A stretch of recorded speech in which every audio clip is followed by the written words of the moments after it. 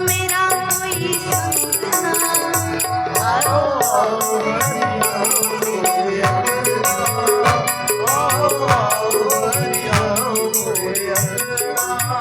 तो मैंने बांध लिया प्रेम वाला कंगना।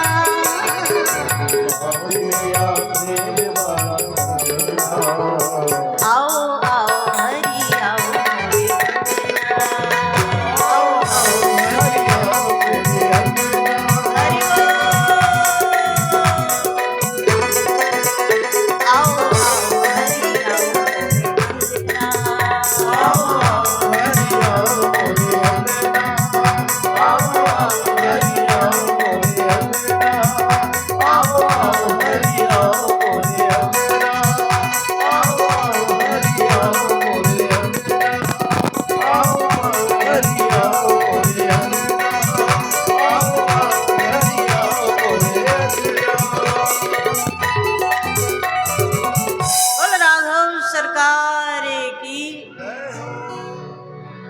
मानसकार दर्शन करा रहे हैं। मर्यादा नहीं, संस्कार नहीं तो राम कथा सुनने का कोई लाभ नहीं। इसलिए जीवन में मर्यादा और संस्कार तो अति आवश्यक है। पूज्यपाद गोस्वामी जी महाराज राम कथा में दर्शन करा रहे हैं। आज श्री भगवान चारों भाई विवाहित होकर के आज आए हैं अवध में।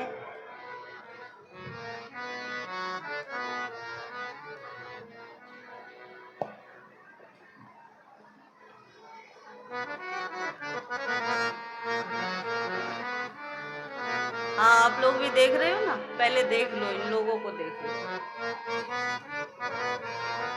कर लो आप लोग अपनी चर्चा ऐसा करो। हो गई? अब शुरू करें। बोलो राघव सरकार की। जब तक हम बोले ना तब तक अब आप शांत रहना। हमने आपको समय दिया बोलने के लिए। मानसकार दर्शन करा रहे हैं। आज चारों भाई सुंदर भाव से विवाहित होकर के जब आ गए लौट करके अवध में, सुंदर स्वागत भगवान का हुआ। गोस्वामी जी महाराज अवध के बधाइयों के साथ ही यहाँ विश्राम कर रहे हैं। बालकांड को और अयोध्या कांड का प्रारंभ कर रहे हैं। अयोध्या कांड का प्रारंभ में ही बड़ी सुंदर झांकी आई। क्या? जब से भगवान अवध में जन्म लेकर के आए थे तब से इतना आनंद हो रहा था अवध में महाराज की, चारों ओर उत्साह ही उत्साह, आनंद ही आनंद, सुख ही सुख। पर जब से जानकी मैया भी अवध में आ गई, ये तो साक्षात लक्ष्मी है। हमारे यहाँ तो कहते हैं बहू के रूप में घर में कौन आती है? बोले ग्रह लक्ष्मी। पर ये तो वास्तविक लक्ष्मी है जो ग्रह लक्ष्मी बनकर के आए हैं। मानसकार दर्शन करा रहे हैं। आज अवध में इतना आनंद हो गया महाराज। बरसात होती है तो पानी नहीं बरसता, बरसात होती है तो सुख बरस रहा है। नदियों में रिद्धि सिद्धि प्रवाहित हो रही है और इतना आनंद है महाराज कि मुख से वाणी से वर्णन नहीं किया जा सकता।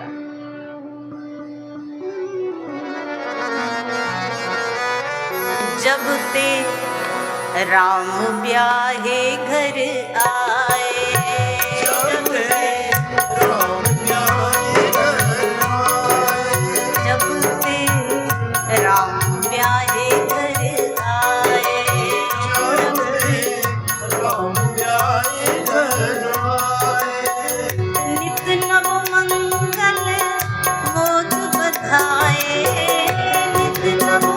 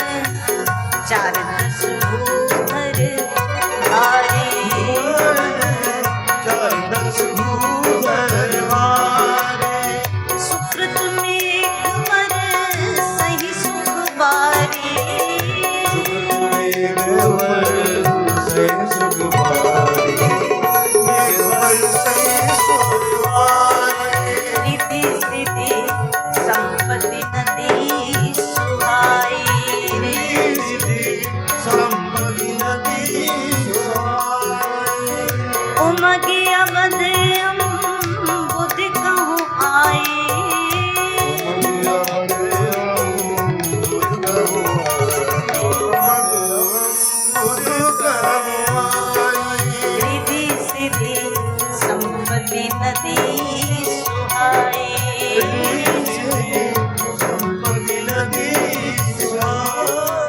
कैसा वातावरण है, कहा महाराज संसार में भी जिस घर में बहू आ जाए ना तो उस घर का वातावरण बदल जाता है, और बहू सच में ग्रह लक्ष्मी आ जाए तो सारे घर के वातावरण को बदल देती है।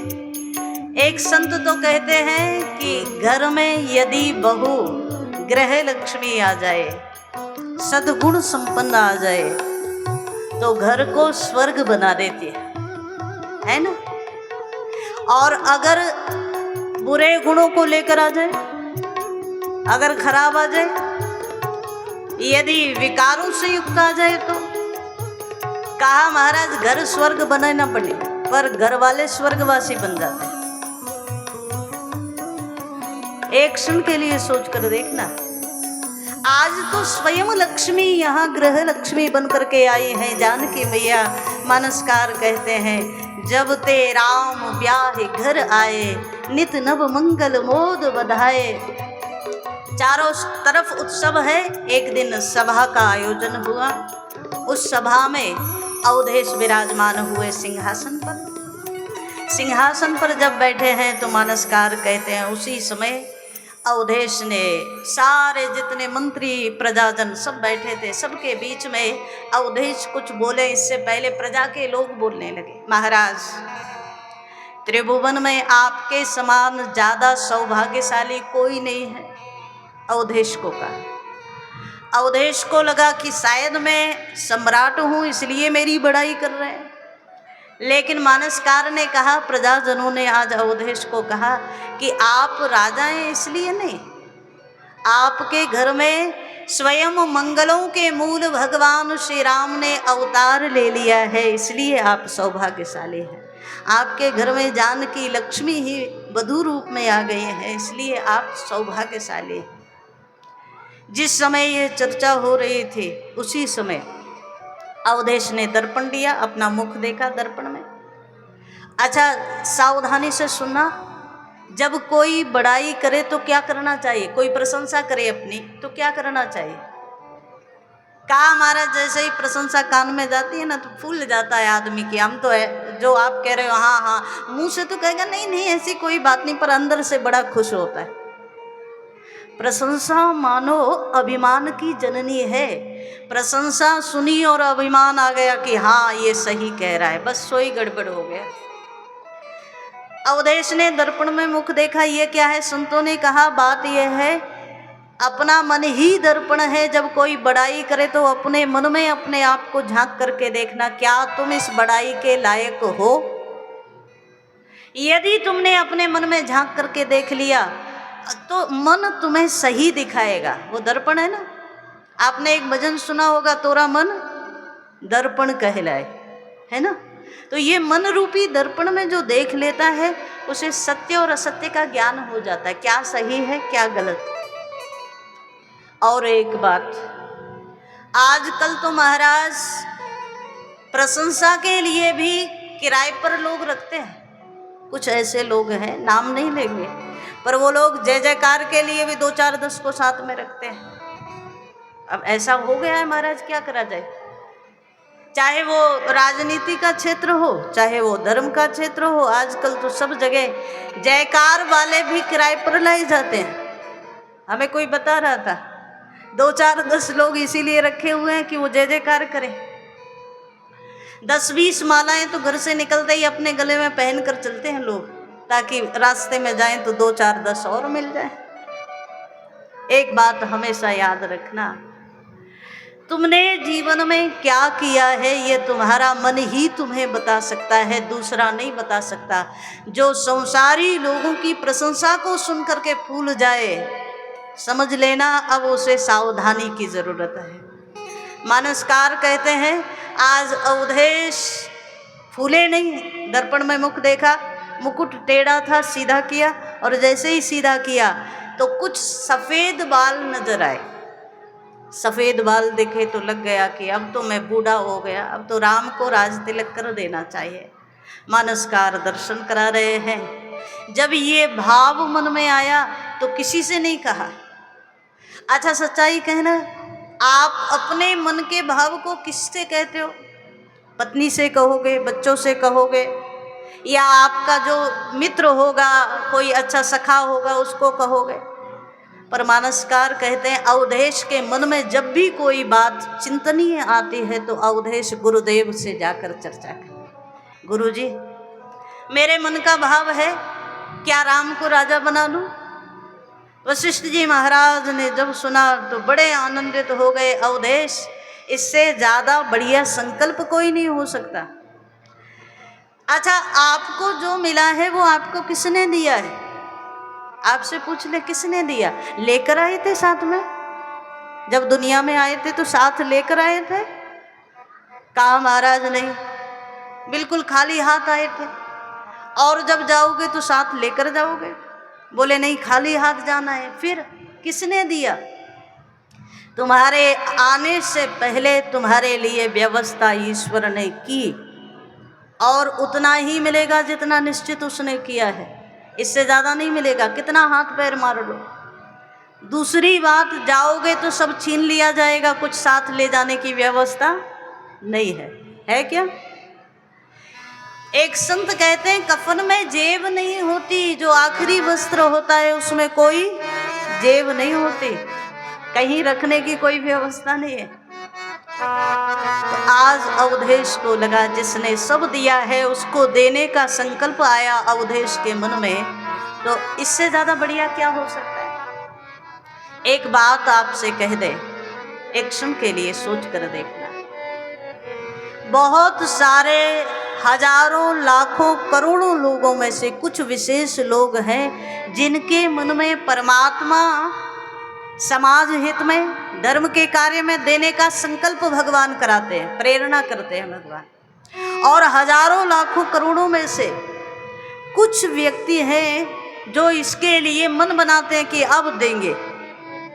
वरना तो लोग आते हैं कि कोई कहे कि कथा में सहयोग कर दो, भंडारे में सहयोग कर दो, गौ सेवा में सहयोग कर दो, लोग कहेंगे कल करेंगे।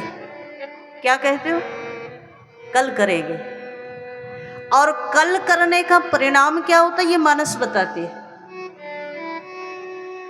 ईश्वर ने यदि प्रेरणा दी है अच्छे कार्य में लगाने के लिए, धन का पहला सदुपयोग है दानम भोगो नाश। 3 उपयोग है ना। पहला उपयोग क्या है धन का? दान, ये सबसे पहला उपयोग है। जहां भी आपको लगे आपका धन सार्थक हो रहा है वहां धर्म में जरूर लगा दो, सेवा में लगा दो। अगर दान नहीं करो तो भोग कर लो, अपने आप पर, अपने परिवार पर खर्च कर लो। ये दोनों नहीं करोगे तो तीसरा क्या होगा? वो करना नहीं पड़ेगा, वो अपने आप होगा। तीसरा सनातन धर्म कहता है दानम भोगो नाशः। तीसरा धर्म की गति है नाश। यदि दान नहीं किया, भोग नहीं किया तो नाश तो होना ही है, उसे कोई रोक नहीं सकता, उसे कोई नहीं रोक सकता। ये 3 से चौथी गति नहीं है। अच्छा, कई बार लोग बड़े समझदार हैं। कई बार क्या होता है, कथा में आ रहे हो, मानो भगवान ना करे किसी के साथ हो जाए, नहीं तो कहो कि आप ही ने कहा था। कथा में आ रहे हो, घर से बढ़िया रुपयों से भरा हुआ पर्स जेब में है, और जब आप आ रहे हो तो कथा में देने का कोई मन नहीं है, धर्म में लगाने का कोई मन नहीं है। लेकिन कहीं रास्ते में पर्स गिर जाए पैसों से भरा हुआ, आकर के कथा में, मंदिर में लोग कह देते हैं महाराज मन तो नहीं था, लेकिन अब चलो चला गया तो बस हमने दे ही दिया, अब समझ लो दान ही हो गया। अच्छा, ये दान है क्या? गिर गया तो दान हो गया, ये दान है? कहा जो गिर गया ना वो पाप में रहा न पुण्य में रहा। अपने हाथ से दोगे, करेन दानेन न तु कंकणेन। हाथों की शोभा जो है वो दान से है, कंगनों से नहीं है, आभूषणों से नहीं है। कानों की शोभा भगवान की कथा सुनने से है और किसी चीज से नहीं है। इसलिए मानसकार कहते हैं आज अवधेश की बात को सुना और वशिष्ठ जी बड़े प्रसन्न हो गए वशिष्ठ जी ने कहा, वेग विलंब न करिए नृप साजिए सबुई समाज, देर मत करो, राम को दे दो। अवधेश दौड़ते हुए आए, बड़ी प्रसन्नता के साथ एक बार पुनः सभा का आयोजन किया। सारे लोगों को, मंत्रियों को, सबको कह दिया, अयोध्या को सजाओ, कल सुबह सूर्य उदय होते ही मैं राम को राज तिलक कर दूंगा। अब ये उन लोगों के लिए है जो कहते हैं आज नहीं कल करूंगा। शास्त्र क्या कहते हैं? शुभस्य शीघ्रम, जो करना है शीघ्र करो। कबीरदास जी क्या कहते हैं? जो आप कहते हो ना आज करेंगे वो कल करेंगे, आज करने वाला। कबीरदास जी क्या कहते हैं?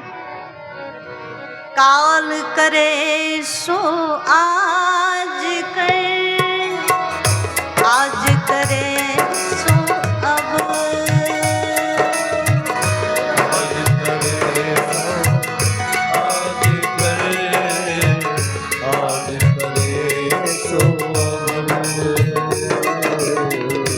क्या कहा? कल जो करना है वो आज करो, यही तो कहा। हम लोग कहते हैं आज करने वाला कल करेंगे, कल वाला परसों करेंगे। कल कभी आता है? एक कथानक आपने शायद सुना हो, युधिष्ठिर महाराज दान दिया करते थे। एक दिन कोई मांगने वाला आया तो दोनों हाथ उनके किसी काम में बिजी थे, कुछ काम कर रहे थे। युधिष्ठिर महाराज के दरवाजे मांगने वाले ने याचना की, महाराज कुछ दे दो। युधिष्ठिर महाराज के मुख से निकल गया, आज थोड़ा व्यस्त हूं, दोनों हाथ बिजी हैं, कल आना। कल आना कहा तो भीम ने विजय का शंख बजा दिया, दुंदुभी बजवा दी। युधिष्ठिर महाराज ने कहा इसका क्या मतलब है? भीम ने कहा महाराज अभी अभी आपने कहा जो मांगने आया था कि कल आना कल दूंगा, तो मुझे लगा आपने काल को जीत लिया है। इतनी बड़ी विजय आपकी हो गई कि कल तक का आपको पता है क्या होने वाला है। यहाँ एक एक श्वास का पता नहीं, कल का किसको पता है। आपने भिखारी को कहा कि कल आना, मतलब कल तक का समय तुमने जीत लिया क्या? और तब युधिष्ठिर को अपनी गलती महसूस हुई। युधिष्ठिर महाराज ने तुरंत वापस बुलाया और तुरंत सब काम छोड़ करके पहले मांगने वाले को। इसीलिए कबीर जी कहते हैं काल करे सो आज करे, आज करे सो अब, काल करे सो आज करे, आज करे सो अब। पल में पर ले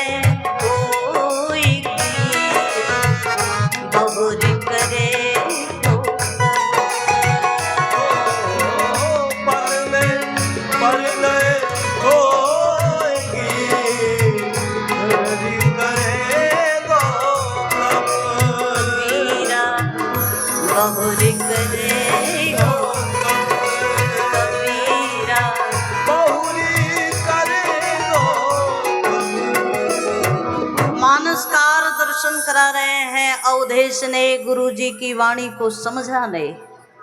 संत की बात समझ आ जाए ये कोई सहज नहीं है, सरल नहीं है महाराज। गुरुदेव ने कहा वेग विलंब न करिए नृप, विलंब मत करो। लेकिन अवधेश को लगा कल सुबह से पहले कैसे हो सकता है, एक रात्रि का विलंब कर दिया। और ये एक रात्रि का विलंब ही अवध के इतिहास में सबसे बड़ा विलंब हो गया। सुबह राम को राज तिलक करूंगा घोषणा कर दी। चारों ओर अयोध्या में मंगल वाद्य बजने लगे। चौके चारों सुमित्रा पूरी, मन में विविध भांति अति रूरी। चारों ओर मंगलमय चौक बनने लगे, ध्वजा पताकाएं सजने लगी। और सब अयोध्यावासी क्या मांग रहे हैं? सब यही मांग रहे हैं हमारा जन्म चाहे जितनी बार हो जाए, पर अयोध्यावासी कहते हैं हमारा जहाँ जन्म हो वहाँ राम ही हमारे राजा हो और जानकी मैया ही हमारी रानी है। ये अयोध्या की भूमि ही हमें मिले, चाहे जितने बार जन्म लेना पड़े। नगरी हो